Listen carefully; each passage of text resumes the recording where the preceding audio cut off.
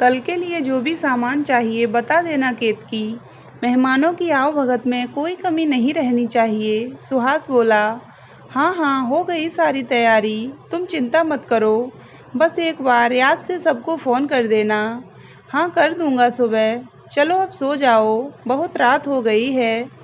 अगली सुबह 12 बजे बाद बधाई देने वालों का तांता लग गया। सुहास और केतकी के घर बधाई हो सुहास, बधाई हो शुभम की आवाज़ों से पूरा घर गूंज उठा। चारों ओर खुशी की लहर दौड़ गई। आज दिन ही ऐसा था कि बधाइयाँ तो मिलनी ही थीं। चलिए जानते हैं आखिर सुहास और शुभम को ही बधाई क्यों मिल रही थी। शुभम ने 10वीं बोर्ड में 95% अंकों के साथ अपना स्कूल टॉप किया था, तो सुहास की भी पदोन्नति कंपनी के एक बड़े अधिकारी के रूप में हो गई थी।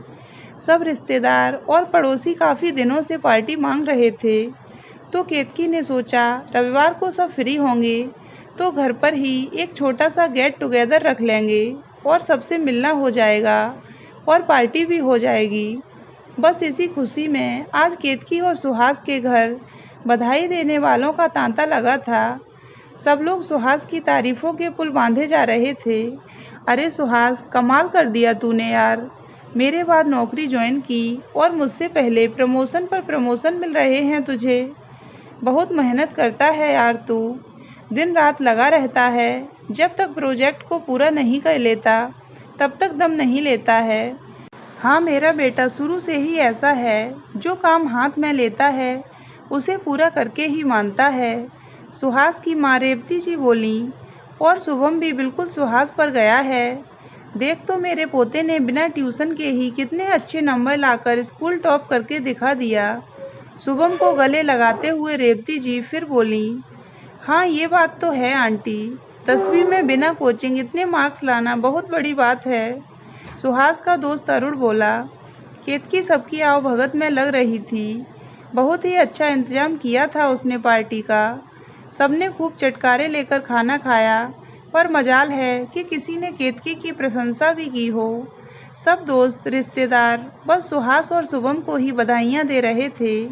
केतकी भी बहुत खुश नजर आ रही थी अपने पति और बेटे की उपलब्धि पर, लेकिन मन में कहीं न कहीं इस बात का मलाल उसे जरूर था कि कोई उसको बधाई नहीं दे रहा। आखिर उसने भी तो पूरी मेहनत की है अपने पति और बेटे की इस उपलब्धि के लिए। तभी थोड़ी देर बाद केतकी की छोटी बहन स्मिता आई, जो उसी शहर में रहती थी। आते ही उसने अपनी बहन को गले लगा लिया और कहने लगी, बधाई हो दीदी, बहुत बहुत बधाई हो, आपकी मेहनत सफल हो गई। थैंक यू मेरी प्यारी बहना, पर बता आज इतना लेट क्यों आई। अरे आज एनजीओ में कुछ ज़रूरी काम था, तो बस वहाँ से आते आते लेट हो गई। ठीक है, चल अब आ गई है तो रात को तो रुकेगी ना। हाँ दीदी, ज़रूर रुकूंगी। अभी शुभम आंटी और जीजू से भी तो मिलना बाकी है। सबके जाने के बाद बैठेंगे सब साथ में। रात को सब साथ बैठकर सुबह की पार्टी के बारे में बात कर रहे थे कि सब अच्छे से हो गया। तभी रेवती जी बोली। स्मिता, एक बात समझ नहीं आई। वो क्या आंटी? सुहास और शुभम को बधाई देना तो बनता है कि उनको तो उपलब्धि मिली है, पर केतकी को बधाई किस लिए? अरे ये क्या बात कर रही हो आंटी आप? क्या बिना दीदी के जीजू और शुभम को ये उपलब्धि मिल सकती थी? बेशक जीजू और शुभम ने मेहनत की है, पर दीदी ने भी मेहनत करने में कोई कसर नहीं छोड़ी। घर की जिम्मेदारी, बच्चों की जिम्मेदारी, रिश्तेदारों की जिम्मेदारी सब दीदी ने अपने कंधे पर ले ली। तभी तो जीजू अपने काम, ऑफिस पर पूरा फोकस कर पाए। घर का वातावरण, इन दोनों की सेहत का ध्यान, ज़रूरतों का ध्यान दीदी ने अच्छे से रखा। तभी तो तनाव रहित होकर दोनों अपने उद्देश्य को सफल कर पाए हैं, है ना जीजू? हाँ माँ, ये तो स्मृति ठीक कह रही है। मैं सिर्फ केतकी को घर चलाने के लिए रुपए और घर खर्च देता हूँ। बाकी क्या कैसे करना है ये सब वो ही देखती है। बच्चों के स्कूल, पढ़ाई लिखाई सबकी चिंता ये ही रखती है। और आंटी, दीदी बचपन से ही बहुत मेधावी रही हैं। वो अलग बात है कि इन्होंने नौकरी करने के बजाय घर संभालना ज़्यादा ज़रूरी और उचित समझा। और शुभम को भी ट्यूशन की ज़रूरत इसलिए नहीं पड़ी क्योंकि दीदी अभी तक उसकी पढ़ाई देखती आई हैं। और ये तो आपको भी पता है कि दीदी पूरे तन मन और समर्पण के साथ अपने हिस्से की सारी जिम्मेदारियां पूरी करती हैं। हाँ बेटा, ये बात तो है। चाहे सुहास हफ्ते में एक आध बार अपनी बहनों और बुआ को फ़ोन करे, पर केतकी नियम से अपनी नंदों के हालचाल पूछती रहती है। सबसे रिश्ते निभा कर चलती है। इसलिए तो बोल रही हूँ आंटी, दीदी जीजू को सारी चिंताओं से मुक्त रखती हैं। उनसे कोई तर्क वितर्क नहीं करती। वो कभी लेट भी आएं तो कोई जासूसी नहीं करती। उन पर पूरा विश्वास करती हैं। तभी तो वो पूरे समर्पण के साथ अपना ऑफिस वर्क संभालते हैं और तरक्की करते हैं, है कि नहीं जीजू? अरे हाँ साली साहिबा, हाँ, आप बिल्कुल सही हैं मोहतरमा। और कहते हुए सुहास हंसने लगा। चल अब बुला तो अपनी दीदी को, हम भी दे दें उसको बधाई, रेवती जी बोली।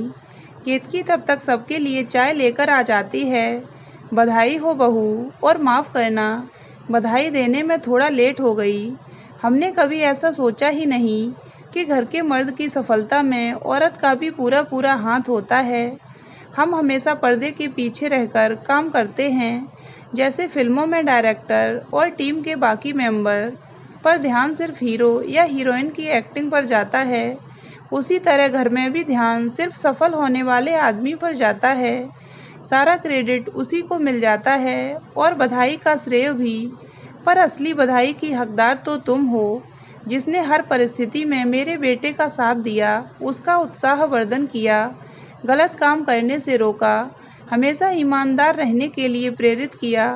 सच बताऊं तो हम हमेशा जैसा देखते आए वैसा करते आए।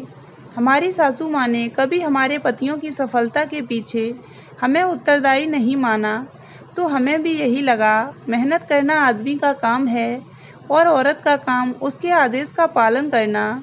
पर स्मृति को थैंक यू बोलना पड़ेगा, जो उसने आज इस सच्चाई से हमें रूबरू कराया कि पति की सफलता का जितना श्रेय पति को जाता है, उतना ही पत्नी को भी, और बच्चों की हर कामयाबी के पीछे भी उसकी माँ का हाथ होता है।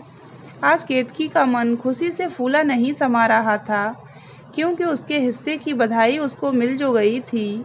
तो दोस्तों, अगर आपको ये कहानी अच्छी लगी हो तो वीडियो को लाइक करें और हमारे चैनल को सब्सक्राइब अवश्य करें।